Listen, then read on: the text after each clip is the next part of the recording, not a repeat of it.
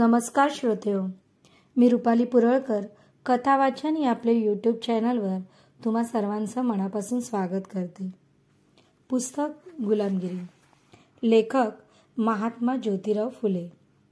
संपादन गंगाधर बनबरे. भाग 13. मामलेदार, कलेक्टर, रेव्हेन्यू, जज आणि इंजिनियर खात्यातील भट कामगार इत्यादींविषयी. धोंडीबा. यावरून भट मामलेदार असल्यामुळे ते काही अज्ञानी शूद्रांचे नुकसान करतात का? ज्योतिराव. आजपर्यंत जे भट मामलेदार झाले त्यापैकी कित्येक आपल्या वाईट आचरणामुळे सरकारचे गुन्हेगार ठरून सजेस प्राप्त झाले. ते आपले काम करीत असता इतके कुनीतीने वागत व गरीब लोकांवर जुलूम करीत की त्यांचा एक ग्रंथ होईल. अरे, या पुण्यासारख्या शहरात भट मामलेदार कुलकर्ण्यांपासून आणलेली लायकी दाखवल्याशिवाय मोठमोठ्या सावकारांची देखील हमी कबूल करीत नाहीत. मग तेथे गरीब दात कुठून लागणार? अरे, हे कुलकर्णी ते लायकी तिकीट देताना आपला देवारा घुमवतील नसतील का? त्याचप्रमाणे या शहराची म्युनिसिपालिटी कोणी एखाद्या घरवाल्यास त्याच्या जुन्या शेतखाण्याच्या जाग्यावर नवा शेतखाना भट मामलेदारांच्या द्वारे त्या पेठेच्या कुलकर्ण्याचा अभिप्राय पाहिल्याशिवाय बांधू देत नाही. अरे, त्या कुलकर्ण्याजवळ त्याच्या पेठेचा नकाशा असून ज्यात एकंदर सर्व नवी खरेदी करणाऱ्यांची नावे सामील करून साल दर साल त्याची प्रत मामलेदारांच्या दप्तरी दाखवल्याकरिता ठेवण्याची चाल नसून कुलकर्ण्याचा त्या जागाविषयी अभिप्राय खरा तरी कशावरून समजावा? या सर्व कारणांवरून असा संशय येतो की भट मामलेदाराने आपल्या जातीच्या कलमकसायांचे काहीतरी त्यात हित व्हावे म्हणून ही वहिवाट चालू ठेवली असावी. यावरून तूच विचार करून पहा की अशा युरोपियन लोकांच्या वस्ती शेजारच्या पुणे शहरात भट मामलेदार जर अशी जोटिंग बादशाही करून आपल्या जातीच्या कलमकसायांची पोळी पिकवतात तर खेड्यापाड्यात त्यांची काय जुलूम होत असेल बरे?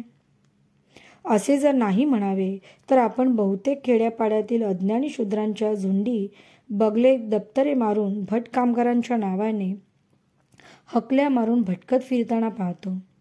त्या सर्वच खोट्या असतील का? त्यातून कोणी म्हणतो भट कुलकर्ण्यांच्या खटपटीमुळे भट मामलेदारांची माझी अर्जी वेळेस घेतलीच नाही.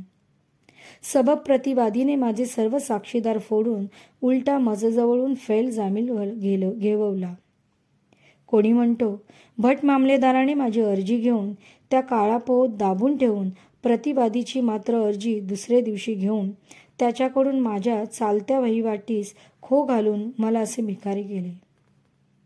कोणी म्हणतो भट मामलेदाराने मी बोलल्याप्रमाणे माझी जबानी लिहिलीच नाही आणि पुढे त्याच जबानीवरून माझ्या सर्व तंट्यांचा असा गोंधळ करून टाकला की आता मला वेड लागण्याची वेळ आली आहे.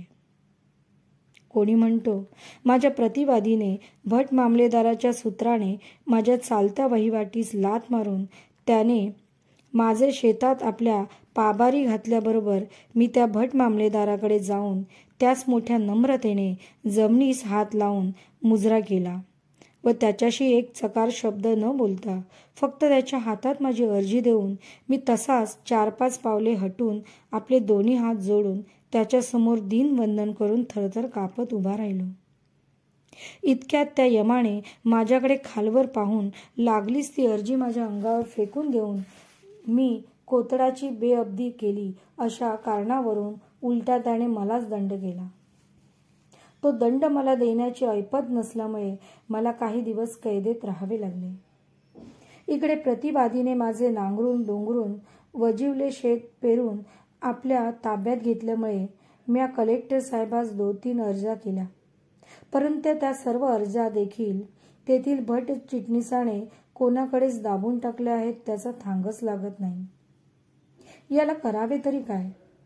कोणी म्हणतो भट चिटणीसाने माझा अर्ज कलेक्टरास वाचून दाखवले तेवेळी त्यातील मुख्य मारक कलम गाळून त्याच्याकडून भट मामलेदाराने केलेला निकाल कायम करवला.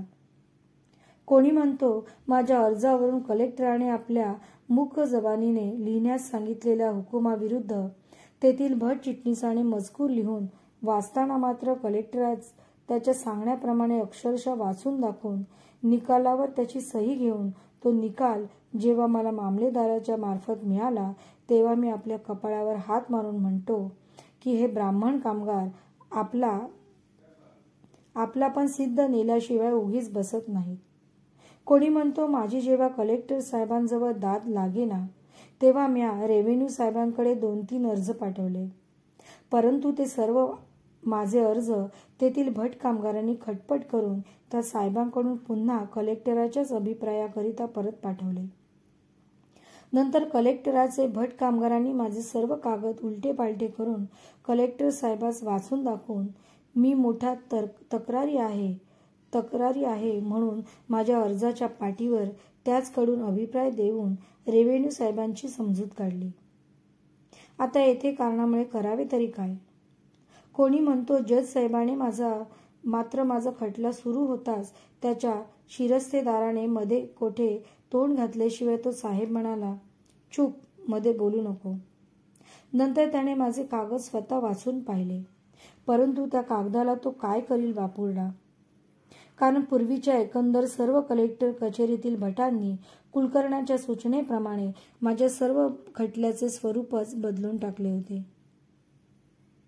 कोणी म्हणतो आज तो पवत एकंदर सर्व भट कामगारांच्या देवपूजेच्या खोलीतील ठरावाप्रमाणे त्यांची घरे भरता भरता माझी घरे गेली, दारे गेली, शेती गेली, पोती गेली आणि माझ्या घरातील सर्व चीज वस्तू जाऊन बायकोच्या अंगावर फुटका मणीसुद्धा राहिला नाही. शेवटी आम्ही सर्व तडाडा उपाशी मरू लागलो. तेव्हा माझ्या धाकट्या भावंडांनी बिगाऱ्याचा धंदा पत्करून ते सडकेच्या कामावर टोपली वाहताच जाऊ लागले.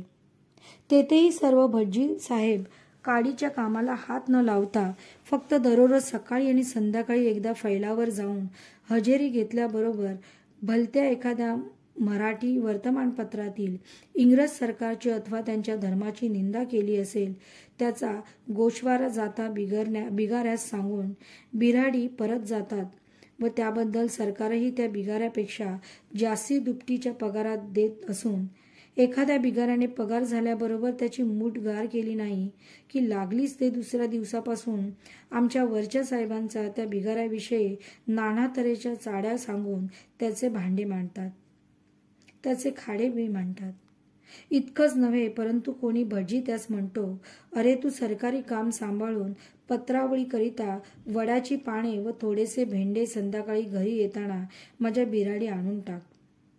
कोणी म्हणतो त्या आंब्याची फांदी तोडून रात्री माझ्या बिराडी आणून टाक. कोणी म्हणतो तिरगुळाची नजर चुकून मला थोडीशी पाने आणून दे. कोणी म्हणतो आज रात्री गावात मी त्या देवघेव करणाऱ्या बोडकीच्या घरी फराळात जाणार आहे. यास्तव तू आपली भाकरी खाल्ल्याबरोबर माझे बिराडी येऊन माझ्या कुटुंबास सर्व रात्र सोबत देऊन तेथेच निजून राहा. परंतु दुसऱ्या दिवशी फैलावर हजर राहण्यास चुकू नको, कारण उद्या संध्याकाळीच थोरले इंजिनियर साहेब आपले काम पाहण्याकरिता येथे येणार आहेत, म्हणून रावे साहेबांची लिहून पाठवले आहे. असे नाना तऱ्हेचे भटांचे आतले त्रास मला माझे भाऊ घरी गेल्या बरोबर सांगून खळाखळा डोळ्यातून पाणी गळतात. काय करू हो दादा, हे सर्व भटजी 18 वर्णांचे गुरु पडले.